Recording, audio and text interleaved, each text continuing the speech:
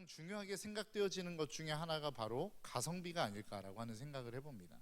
여러분, 요즘 시대는 효율이라고 하는 것을 참 중요시하는 것 같습니다. 그래서 내가 이 금액을 투자했을 때, 이마만큼의 시간을 투자했을 때, 아니면 이마만큼의 노력을 투자했을 때에 그 투자를 통해서 얻어질 수 있는 결과물이 얼마나 되느냐, 이것을 우리는 가성비라고 이야기를 합니다.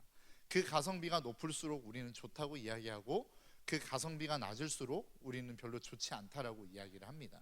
그래서 많은 청년들이 공부를 하기도 하고 세미나를 듣기도 하고 교회 안에서 수련회를 할 때에도 무슨 뭐 자기개발이다, 시간관리다, 이런 것들을 계속해서 세미나를 하는 그런 이유도 결국은 우리에게 주어진 가장 한정적인 시간들을 효율적으로 사용하기 위함이다라고 하는 것이죠. 시간관리가 무엇입니까? 시간을 내가 투자해서 그 대비로 얼마나 좋은 결과를 얻을 수 있느냐, 이게 시간관리 아닙니까? 자기관리 역시도 마찬가지입니다.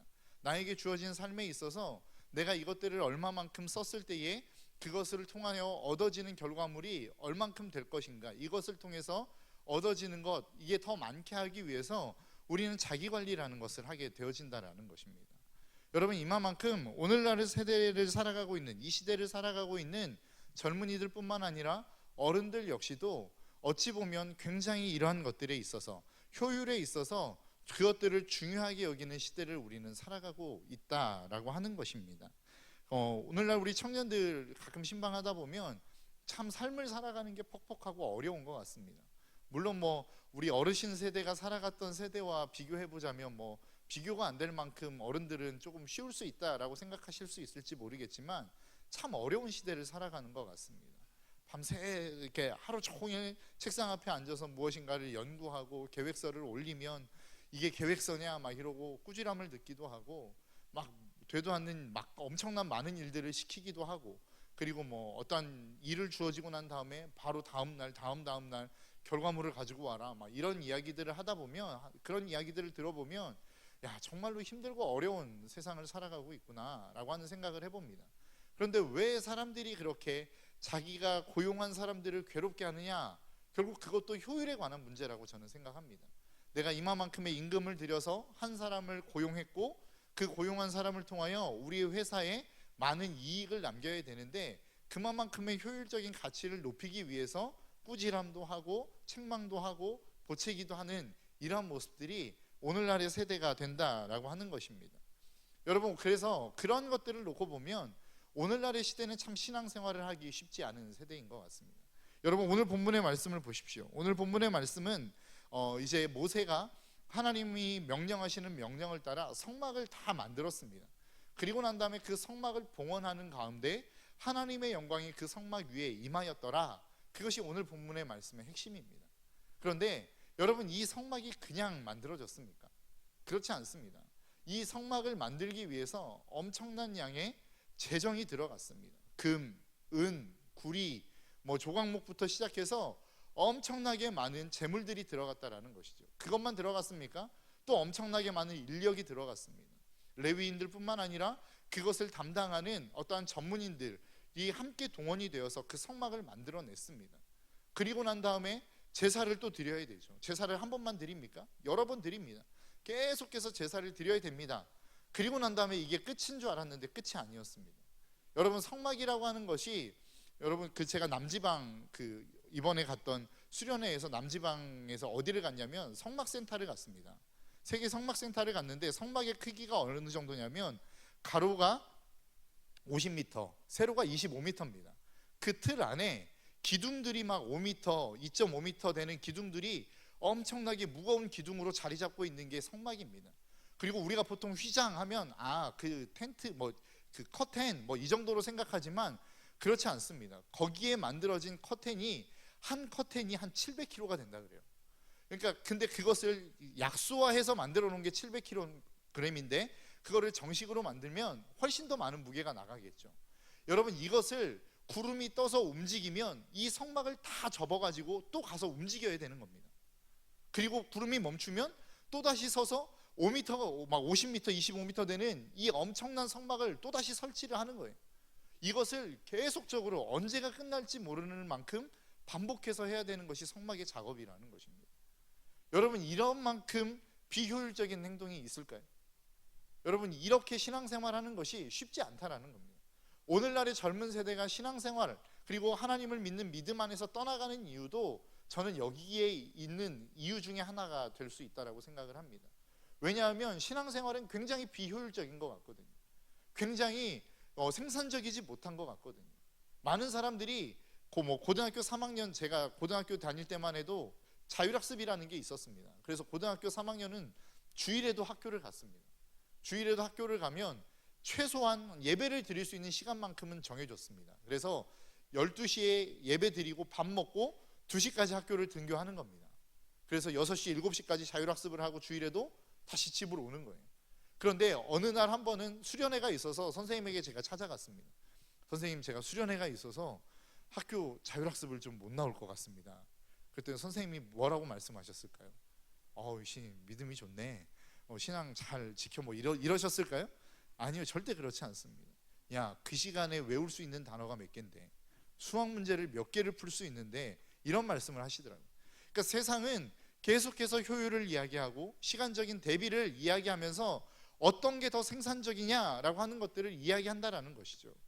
그 반면에 신앙이라고 하는 것을 속으로 들어가 놓고 보면 전혀 생산적이 아닌, 전혀 효율적이지 않는 그러한 모습의 신앙생활이 있을 수밖에 없다라는 것입니다.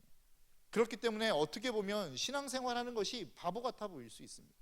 어떻게 보면 신앙생활하는 것이 어리석어 보일 수 있다고요.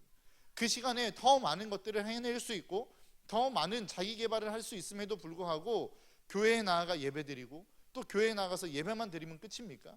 예배 열심히 나오면 봉사하라 그러죠. 이것저것 다 막 맡기지 않습니까? 그러면 우리 안에 지불해야 될 시간과 물질적인 대가들이 엄청나다라는 것입니다. 그러면서 우리가 얻어질 수 있는 결과물이 무엇입니까? 별로 손에 잡히는 것은 없습니다. 오늘 본문의 내용을 놓고 보면 34절에 구름이 회막에 덮이고 여호와의 영광이 성막에 충만하며, 하나님의 영광을 보는 것, 이게 우리가 그토록 헌신하고 그토록 많은 시간을 들여 하나님을 섬겼던 결과물이라는 것입니다. 이게 여러분들이 원하는 결과물입니까? 여러분들이 신앙생활하면서 예배의 자리에 나오며 기도의 자리에 나오며 여러분들이 꿈꾸는 모습이 이런 모습이더냐라고 하는 것입니다. 저는 별로 그렇지 않다라고 생각합니다. 왜냐하면 오늘날의 시대 가운데 우리가 소망하는 게 무엇입니까? 예배의 자리에 나아가고 하나님을 찬양하는 찬양의 자리에 나아간다라고 이야기하지만 결국 우리가 꿈꾸는 게 뭐예요? 부귀영화 아닙니까? 세상의 성공 아닙니까? 하나님을 잘 믿으면 성공할 수 있기 때문에 나오는 것 아니더냐라고 하는 것이죠. 그런데 그런 관점에서 놓고 보면 예배라고 하는 것은, 하나님을 섬기는 것이라고 하는 것은 굉장히 비효율적일 수밖에 없다라는 것입니다. 그런데 하나님이 왜 이 비효율적인 행위를 우리에게 계속해서 요구하고 있는가라고 하는 것입니다. 여러분 한번 생각해 보십시오. 효율은 어디에서 따지는 것입니까? 그것은 바로 사업에서 따지는 겁니다. 내가 어떤 결과물을 만들어내야 되는 비즈니스에서 만들어내는 거라고. 그래서 우리가 하나님 앞에서 효율을 따지지 않고 하나님이 우리에게 비효율적인 것들을 계속 말씀하시는 것은 하나님이 우리에게 비즈니스를 요구하는 것이 아니기 때문에 그렇습니다. 하나님이 우리에게 요구하시는 게 무엇일까요? 그것은 바로 관계입니다. 신앙이 여러분 무엇이라고 생각하십니까? 신앙은 하나님과 나와의 관계입니다. 신앙이 깊어졌다라는 이야기는 뭐예요? 하나님과 나와의 관계가 깊어졌다라는 것입니다. 신앙이 정말로 좋다라고 하는 것은 뭡니까? 하나님과 나와의 관계가 좋은 것을 의미하는 거라고. 그래서 신앙의 모든 잣대는 결국은 무엇을 통해서 이루어지느냐? 하나님과 신앙을 가지고 있는, 신앙생활을 하고 있는 사람과의 관계를 통해서 그 신앙이 평가되어지는 것이다 라고 하는 것입니다.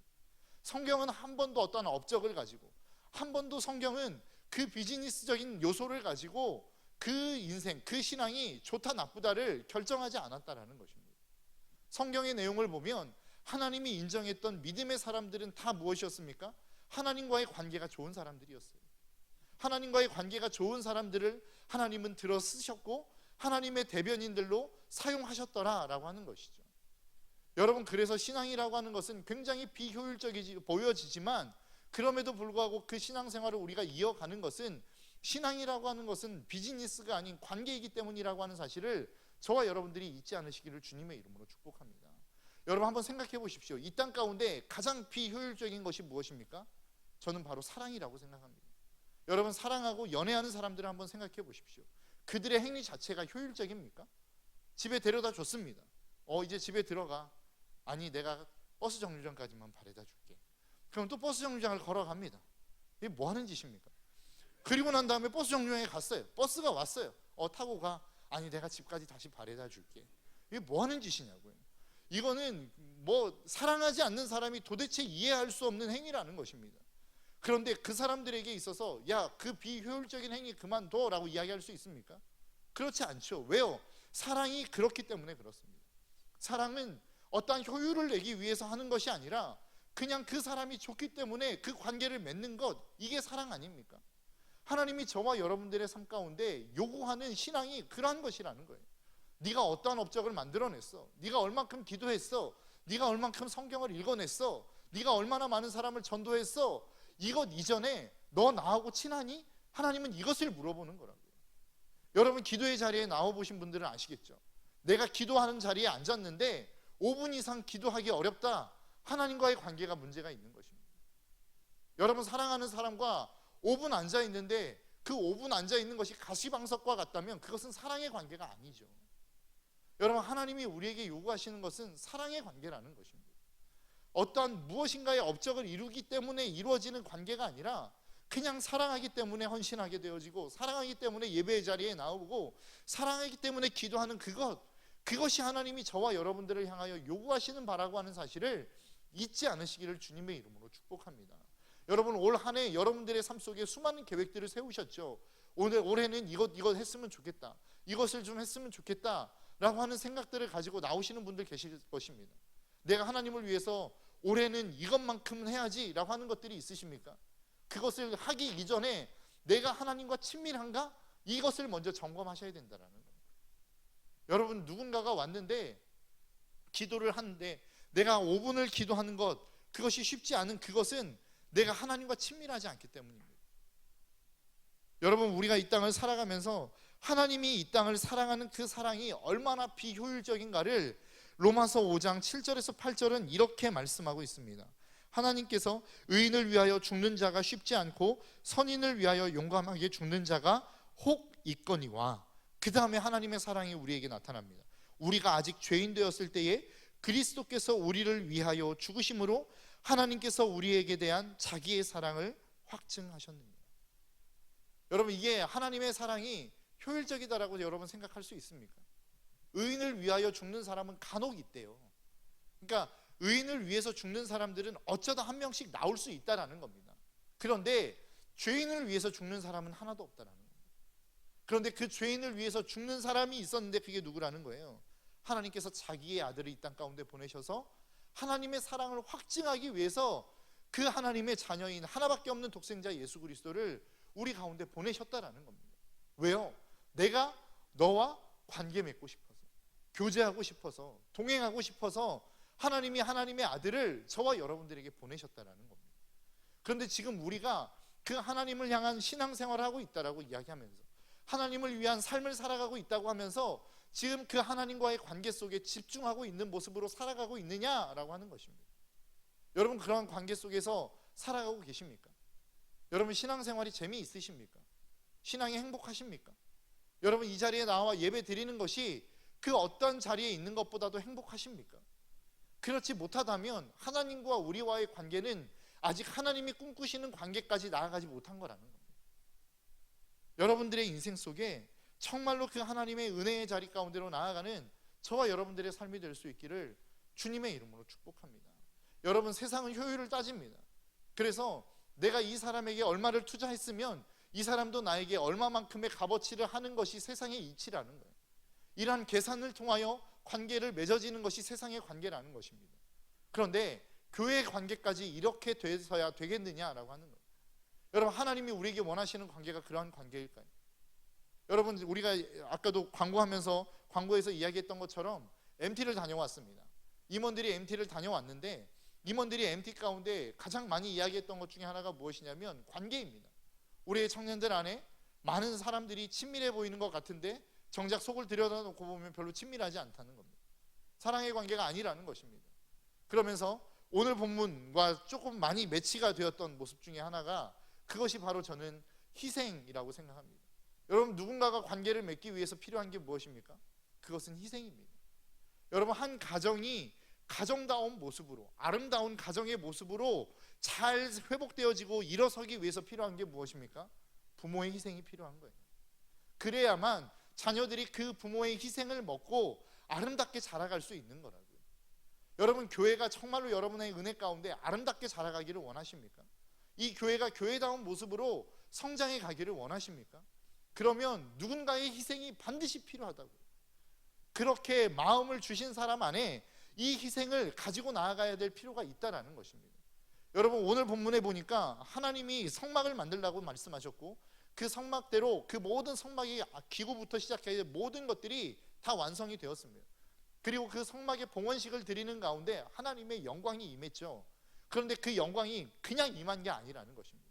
그 영광이 임하기까지 그 성막을 만드는 수많은 사람들의 희생과 헌신이 있었다라는 것입니다.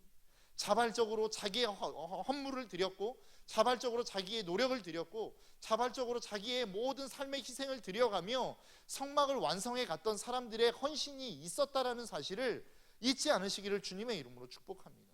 여러분, 교회의 부흥은 그냥 일어나지 않습니다.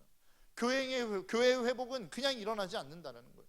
교회는 누군가가 부흥을 꿈꾸고 그 부흥을 향하여 갈망했던 사람들의 희생과 헌신이 있었기 때문에 교회는 부흥했다라는 사실을 저와 여러분들이 잊지 않으시기를 주님의 이름으로 축복합니다. 그래서 저와 여러분들의 삶 가운데 우리가 필요한 것이 무엇이냐? 그것은 바로 희생과 헌신이라는 것입니다. 여러분, 우리가 올 한 해 정말로 이 교회 안에, 우리 신덕교회 안에 놀라운 부흥과 회복과 발전을 기대하고 꿈꾸십니까? 그렇다면 꿈꾸는 여러분들이 희생할 수 있어야 된다는 거예요. 여러분, 희생 없이 얻어지는 부흥은 하나도 없습니다. 희생 없이 이루어지는 그 어떠한 영광은 하나도 없다라는 사실을 저와 여러분들이 잊지 않고 나아갈 수 있기를 주님의 이름으로 축복합니다. 그런데 왜 우리는 이 희생이 안 될까요? 앞에서 말씀드렸던 것처럼 사랑의 관계가 맺어지지 않았기 때문에 그렇습니다. 희생은, 헌신은, 자기의 모든 어떠한 내려놓음은, 하나님이 이야기하시는 그 모든 것들은 결국은 사랑을 기반으로 한 그 모든 것들이라고 성경은 말씀하고 있습니다. 그래서 주님이, 하나님 가장 큰 계명이 무엇입니까? 라고 이야기할 때 주님이 이야기하신 두 가지의 계명이 있죠. 그게 무엇입니까? 하나님 사랑, 이웃 사랑 아닙니까? 그러니까 사랑하면 모든 게 다 된다라는 거예요. 희생도 되고 헌신도 되고 자기의 어떠한 삶의 내려놓음도 될 수 있는 것, 이게 바로 사랑의 힘이라는 것입니다. 그래서 우리가 먼저 집중해야 될 것은 무엇이냐? 내가 얼만큼 희생했어가 아니라 내가 얼만큼 헌금했어, 내가 얼만큼 나의 삶 가운데 봉사했어, 이게 중요한 게 아니라 내가 얼마나 하나님을 사랑하는지를 점검할 수 있어야 돼요. 그렇게 사랑하는 사람이 결국은 어디를 향하여 나아갈 수 있습니까? 희생의 자리를 향하여 나아갈 수 있는 것입니다. 그래서 에베소서 4장 13절의 말씀에서는 이렇게 말씀하고 있습니다. 우리가 다 하나님의 아들을 믿는 것과 아는 일에 하나가 되어 온전한 사람을 이루어 그리스도의 장성한 분량이 충만한 데까지 이르리니. 성경이 뭐라고 이야기합니까? 우리가 예수 그리스도의 충만한 분량의 장성한 분량에까지 자라가야 된다는 거예요. 다른 말로 이야기하면 예수 그리스도를 닮아가는 모습으로 성장해 가야 된다는 것입니다. 그런데 이 성장의 과정 속에 필요한 게 있는데 무엇이 필요하냐? 하나님을 아는 지식이 필요하다는 거예요. 그래서 우리가 성경 공부하는 겁니다. 그래서 하나님의 말씀을 읽는 겁니다. 그래서 우리가 그 하나님의 말씀 앞에 귀 기울이는 것이라고요. 그런데 거기에서 끝이면 안 된다라고 성경은 이야기합니다.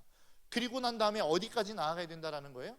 그분을 믿는 것이 하나가 되는 데까지 나아가야 된다라는 것입니다. 여러분들이 신앙생활 열심히 했고 여러분들이 하나님을 안다라고 생각하시죠? 여러분, 어떠한 세미나를 하면 많은 오래된 교회들의 특징 중에 하나가 뭐냐면 다 해봤다는 거예요. 다 들어왔다라는 거예요. 오랫동안 교사도 해봤고 봉사도 해봤고 헌신도 해봤기 때문에 그 세미나 안 들어도 다 안다는 거예요. 그러니까 그 얘기는 무엇입니까? 지식이 그만큼 머릿속에 차 있다라는 겁니다. 그런데 성경은 뭐라고 이야기하고 있어요? 그 지식 가지고는 안 된다라는 겁니다. 정말로 네가 성장하고 싶으니, 네가 정말로 믿음이 성장하고 싶고 자라가고 싶으니, 그러면 성경이 우리에게 뭐라고 말씀하고 있습니까? 네가 아는 그것을 믿는 데까지 나아가야 된다라는 것입니다. 여러분, 아는 것과 믿는 것이 지금 하나가 되어져 계십니까? 내 머리와 내 삶이 따로 놀고 있다면 지금 우리는 하나님을 아는 것과 믿는 것이 하나가 되어진 게 아니라는 것입니다. 하나님을 알고는 있지만 그분을 믿는 데까지 나아가지는 못했다라고 성경은 우리에게 진단하고 있는 거예요. 여러분, 왜 헌신이 어렵습니까? 믿는 것과 아는 것이 하나가 되어지지 않았기 때문에 그렇습니다. 여러분, 앞에서도 말씀드렸던 것처럼 여러분, 어떻게 보면 신앙이라고 하는 것은 굉장히 비효율적입니다. 그래서 사도 바울은 뭐라고 이야기합니까? 십자가의 도가 믿지 않는 자들에게는 미련한 것이래요. 아무것도 아니래요. 너 왜 그거 믿어? 라고 의문이 들 정도로 미련한 행위라는 것입니다. 그런데 그것은 어디까지나 누구에게 해당하는 이야기입니까? 믿지 않는 자들의 이야기입니다. 다른 말로 이야기하면 하나님의 살아계심을 믿지 않는 자들에게 속한 이야기라고요. 하나님의 말씀이 들려지는데 야, 그거 어리석은 행동이야, 야, 그렇게 하면 안 돼 라고 이야기하고 있다면 여러분들은 아직 하나님을 믿지 않을 가능성이 높은 것입니다. 여러분들의 말씀 속에서 여러분들의 삶을 좀 하나님 앞에서 점검해 보는 삶이 필요하다라는 것입니다. 내가 그냥 믿음 생활 잘하고 있어 라고 치부하고 넘어가는 그러한 신앙이 아니라 정말로 내 믿음이 하나님 안에서 올바로 세워져 있는가, 정말로 나는 바른 길을 향하여 가고 있는가, 여러분, 우리는 이것을 점검해 볼 수 있어야 돼요. 세상의 사람들이 미련하다는 것을 똑같이 우리도 미련하다라고 이야기하고 있고, 세상의 사람들이 복되다라고 이야기하는 것을 우리도 동일하게 복되다라고 이야기하고 있다면 그들이 살아가는 삶과 우리의 믿음이 무슨 차이가 있습니까? 그들의 삶과 믿는 우리의 삶이 무슨 차이가 있느냐라고 하는 거예요. 성경은 분명하게 우리에게 말씀하고 있습니다. 너희는 구별되어진 삶을 살아야 된다라는 것입니다. 그러면 우리의 삶은 정말로 구별되어져 있습니까? 세상을 살아가는 사람들과 믿는 나의 삶이 구분되어진 삶을 지금 살아가고 있습니까? 우리는 이것을 점검해야 되고, 날마다 우리가 점검해야 되는 것은 하나님이 내가 이렇게 축복해달라고 기도했는데 하나님이 축복이 왔는지 안 왔는지를 점검할 것이 아니라 내가 진짜 그 하나님을 사랑하고 있는가, 내가 그 말씀을 믿고 있는가, 믿음으로 반응하고 있는가, 이것을 우리는 점검할 수 있어야 된다는 거예요. 정말로 우리가 신앙생활 속에 중요한 것과 중요하지 않는 것에 대해서 잘 분간하지 못하는 모습들이 우리의 모습이 아니더냐라고 하는 것입니다. 저도 이 말씀을 준비하면서 저의 모습들을 되돌아보게 되었습니다. 내가 정말로 중요하게 생각하고 있는 것은 무엇인가? 내가 신앙 안에서 정말로 중요하게 생각하고 있는 것은 무엇인가? 이것들을 좀 생각해 보게 되었어요. 그러면서 어제 저녁에 저희 아내와 잠깐 이야기하면서 그런 이야기들을 한 기억이 있습니다. 저희 아내가 그런 이야기를 하더라고요. 이렇게 사람들을 만나다 보면 사람들이 가끔은 자기에 대해서 어떠한 어려운 마음이 들까봐 고민하는 고민들을 이야기하더라고요. 나는 원하지 않았는데, 나는 선한 의도로 어떤 행위를 했는데 그 행위가 오해가 되어서 다른 사람들에게 좀 어려움이 되지 않을까라고 하는 그런 이야기들을 저에게 좀 하더라고요. 그래서 제가 저희 아내에게 그런 이야기 했습니다. 목회자는 그냥 욕 얻어먹는 사람이야.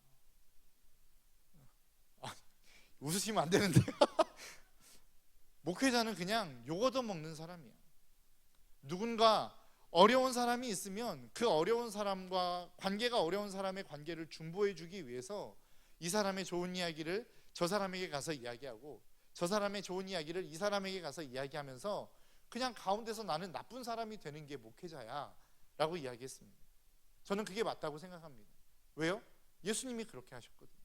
하나님이 계셨고 죄인된 인간이 우리 가운데 있었습니다.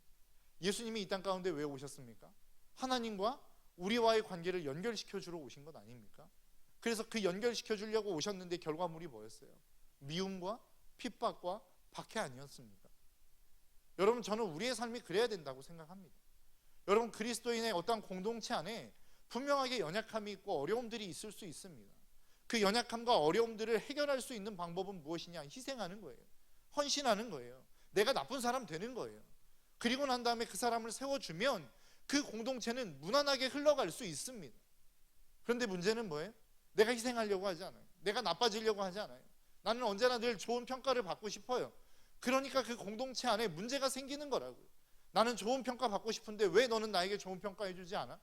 나는 이렇게 너에게 인정받고 싶은데 너는 왜 나를 인정해 주지 않아? 이게 공동체를 아프게 만드는 것 아닙니까? 여러분, 정말로 이 땅 가운데 우리가 하나님 앞에서 정말로 하나님의 영광을 보기를 원한다면, 그 영광 안에 가기를 원한다면, 그 하나님의 임재를 경험하기를 원한다면 우리가 해야 될 것이 있습니다. 그것은 바로 헌신입니다. 그래서 오늘 본문 오늘 설교의 제목이 여호와의 영광이 임하는 제사입니다. 이 제사 안에는 반드시 필요한 게 있는데 그게 무엇이냐면 희생입니다. 여러분, 제사를 드리기 위해서는 반드시 필요한 게 있었는데 그게 바로 희생 제물이었습니다. 어떠한 짐승인가가 반드시 죽어야만 그 제사가 드려졌고 그 제사를 통하여 하나님이 영광을 받으시는 제사가 될 수 있었습니다. 여러분, 이 예배의 자리, 여러분 무엇을 위해서 나오셨습니까? 여러분, 이 공동체를 섬기는 그 섬김, 무엇을 위해서 섬김의 자리로 나오셨습니까? 만일 여러분들의 섬김의 자리에서 그 섬김의 자리를 통하여 여러분들이 칭찬받고 인정받는 것들을 위해서 지금 이 자리에 나오셨다면 여러분 주소 잘못 찾으신 겁니다. 여러분들이 정말로 이 예배의 자리에 나오셔서 이 어떠한 헌신과 봉사의 자리에 나오셔서 많은 사람들의 인정받기를 원하며 이 자리에 나오셨다면 여러분 잘못 나오신 거예요. 여러분, 오늘 아까 비밀로 비춰져서 우리 이제 청년교구가 6개의 셀이 발표가 될 터인데 제가 발표되어질 우리의 셀 리더들에게 여러분들에게 부탁드립니다. 여러분들이 나쁜 사람이 되셔야 됩니다. 많은 사람들의 중재자가 되어지기 위해서 여러분들이 욕을 먹으셔야 돼요. 그래야만 여러분들의 공동체, 여러분들의 셀이 아름답게 세워져 갈 수 있습니다. 임원들에게 제가 여러분들에게 부탁드립니다. 여러분들이 희생해야만 우리 공동체가 아름답게 세워질 수 있어요. 쉽지 않다는 것 알고 있습니다. 어렵다는 것 알고 있습니다. 그러나 하나님께서 여러분들에게 이 모든 것들을 갚아주실 것입니다. 여러분, 왜 많은 사람들이 희생하지 못합니까? 그것을 내가 책임져야 된다고 생각하기 때문에 그렇습니다. 그 사람이 나에게 돌려주지 않는다라고 생각하기 때문에 희생하지 않습니다. 그러나 믿는 사람들은 왜 희생할 수 있습니까? 갚아주는 대상이 그 사람이 아니라 하나님이기 때문에 희생할 수 있는 것 아닙니까? 하나님을 믿는다면, 그것을 갚아주시는 분이 하나님이라고 하는 것을 믿는다면 우리는 희생할 수 있어야 되는 것 아니겠어요? 왜 내가 희생해야 되는데? 답은 하나입니다. 하나님이 갚아주실 거니까. 왜 내가 헌신해야 되는데? 하나님이 너에게 갚아주실 거니까. 왜 내가 자꾸만 손해봐야 되는데? 하나님이 너에게 갚아주실 거니까. 여러분, 우리의 셀 리더들과 임원들, 그리고 이 자리에 계시는 우리 교회 모든 중직자들, 여러분들에게 이러한 믿음이 이 한 해 가운데 날마다 풍성하게 채워져 갈 수 있기를 주님의 이름으로 축복합니다. 여러분, 희생인 것 같죠? 여러분들이 헌신하는 그 헌신이 비효율적인 것 같죠? 그냥 무조건 손해보는 것 같죠? 그렇지 않습니다. 하나님이 여러분들에게 갚아주실 거예요. 그 자리에서 하나님이 하나님의 영광으로 여러분 가운데 갚아주실 거라고요. 그것이 여러분들의 마음의 평강이 되었든, 아니면 물질의 복이 되었든, 아니면 자녀들의 어떠한 신앙의 회복이 되었든, 그것이 어떠한 방법인지는 저는 잘 모르겠습니다. 그러나 한 가지 분명한 것은 하나님의 뜻을 따라 살아가는 하나님의 백성들은 그 삶은 하나님이 책임지신다는 것입니다. 여러분들의 인생 속에서 그 하나님이 갚아주실 것들을 기대하며 나아가는 저와 여러분들, 그래서 그 희생의 삶의 제사를 드리며 나아갈 때에 하나님의 영광이 가득한, 여러분들의 삶 가운데 그 하나님의 영광으로 가득 채워지는 이 놀라운 축복의 역사가 저와 여러분들의 삶 가운데 풍성하게 일어나는 2020년 한 해가 될 수 있기를 주님의 이름으로 축복합니다. 여러분, 우리는 하나님을 믿는 사람들입니다.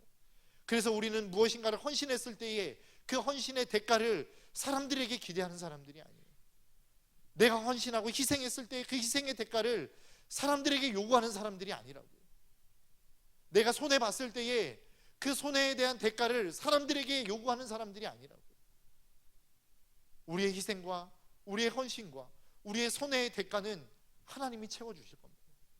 이 믿음이 2020년 안에 저와 여러분들 가운데 풍성하게 임함으로 말미암아 우리의 예배를 드리는 이 예배의 자리뿐만 아니라 날마다 여러분들이 살아가는 삶의 자리 속에 하나님의 영광으로 가득 채워지는, 그래서 날마다 여러분들이 살아가는 삶의 자리가 하나님의 도우심과 하나님의 동행하심으로 충만해질 수 있는 저와 여러분들의 삶의 2020년 한 해가 될 수 있기를 주님의 이름으로 축복합니다. 이 시간 우리 함께 좀 찬양하며 나아갔으면 좋겠습니다.